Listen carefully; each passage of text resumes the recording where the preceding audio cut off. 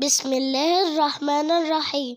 نبدأ بالصلاة والسلام وبارك على سيدنا محمد وعلى آله وصحبه أجمعين. ليفربول يفوز على سبارتا براغ 6-1، ومحمد صلاح يسجل ويصنع. هذه أبرز العناوين، إليكم التفاصيل.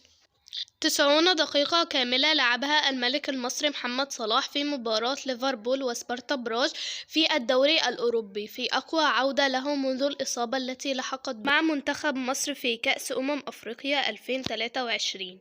وقدم محمد صلاح عرضا رائعا توج فيه بتسجيل هدف ضمن سداسية ليفربول في شباك سبارتا براغ، إضافة إلى صناعة 3 أهداف في ليلة تاريخية معتادة للملك المصري. ويعد نادي ليفربول أبرز المرشحين للتتويج بلقب الدوري الأوروبي للموسم الحالي بعد تألق الريدز محليا بشكل كبير، وتصدرهم جدول ترتيب الدوري الإنجليزي بالتساوي مع أرسنال والفوز بلقب كأس الرابطة. وأصبح الأسطورة المصري محمد صلاح لاعب ليفربول الإنجليزي أول لاعب في تاريخ الريدز يسجل 20 هدفا وأكثر خلال موسم واحد، وكرر ذلك في 7 مواسم متتالية بعد إحرازه هدف ناديه الثالث في مرمى سبارتا براغ ضمن منافسات إياب دور 16 من بطولة الدوري الأوروبي الموسم الحالي. أسفرت كرة الدور ربع النهائي من بطولة الدوري الأوروبي المقامة بمدينة نيون السويسرية ظهر اليوم الجمعة عن مواجهة نادي ليفربول الإنجليزي الذي يضم نجمنا المصري محمد صلاح لنظيره أتلانتا الإيطالي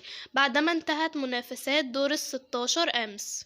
وسحق ليفربول ضيفه سبارتا براغ 6-1 ليتأهل إلى دور الثمانية بالدوري الأوروبي لكرة القدم بنتيجة إجمالية 11-2. وتقدم فريق المدرب يورجن كلوب 4-0 بعد 14 دقيقة فقط من بداية المباراة بأهداف داروين نونيز وبوبي كلاريك ومحمد صلاح وكودي جاكبو. وسيواجه ليفربول أتلانتا الإيطالي ذهابا وإيابا يوم الخميس 11 إبريل ويوم الخميس 18 إبريل من الشهر القادم. ونرجو من كل المتابعين الدعاء للاعب أحمد رفعت لاعب مودرن فيوتشر بالشفاء العاجل.